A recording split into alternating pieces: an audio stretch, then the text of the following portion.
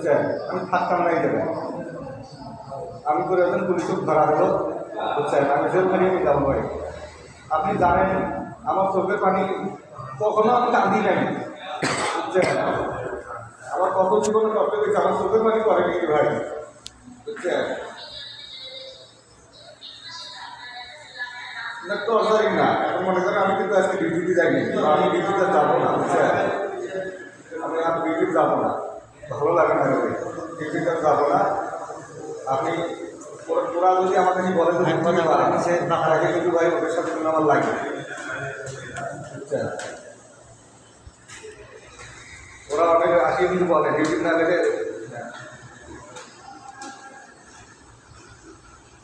ভাই সবের সমস্যা, শোনেন, সবের সমস্যা। আমি আপনার বলতেছি যে জায়গায় আপনি কাজ দিবেন, আপনি তো একটা কাজ দিবেন, আপনি কন্ট্রাক্টর না।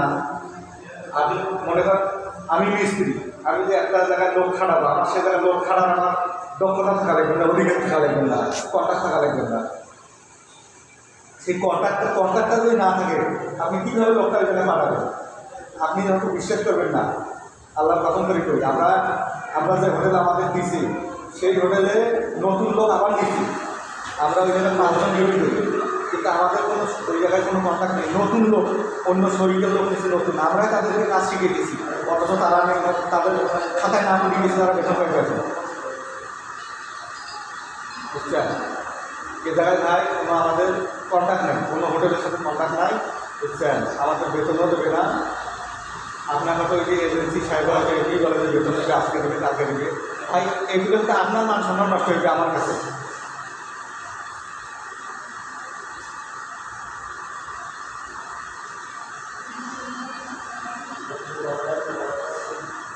পাবে না ভাই, শোনেন, পাবে না, পাবে না, আমি আপনার বলি পাবে না। আপনি এই বারবার এজেন্সি প্রকাশ করে ভাই, আপনারও মান সম্মান থাকে না, আপনার কথার দাম থাকে না। আপনি একটা হিসেবে দেখেন যে কতদিন থেকে আপনার মানে কথার দাম নেই, হয়তো আপনি ওদের কাছে নিয়ে আমাকে বলেন, আমি ওই আশা থাকি আপনারও কথার দাম থাকে না, আপনি এটা কথা মানেন, কথার দাম থাকে না, ঠিক আছে। কারণ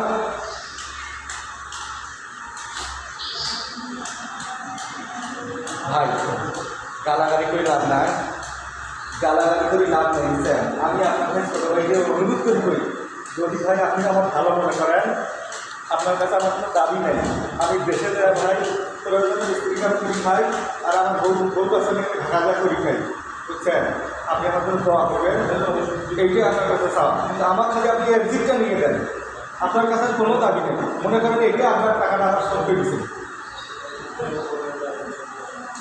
বুঝছেন।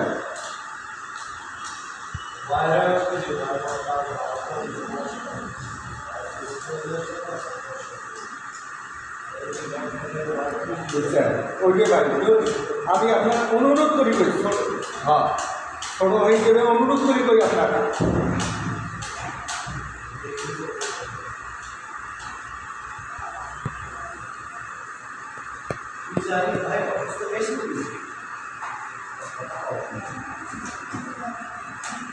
বুঝছেন, আর না এখন যেটা আমার দেশে নেওয়ার জন্য, ঠিক আছে, আমার দেশে নেওয়ার জন্য যদি আপনার টাকা মতো শাড়ি দেওয়া লাগে, বুঝছেন, আপনি শাড়ি দিন, শুধু আমাকে এদিকে নিয়ে দেবেন, তাতে আমার কাছে লাখের সত্যি দিয়ে আপনার আল্লাহ ভালো করবে, বুঝছেন।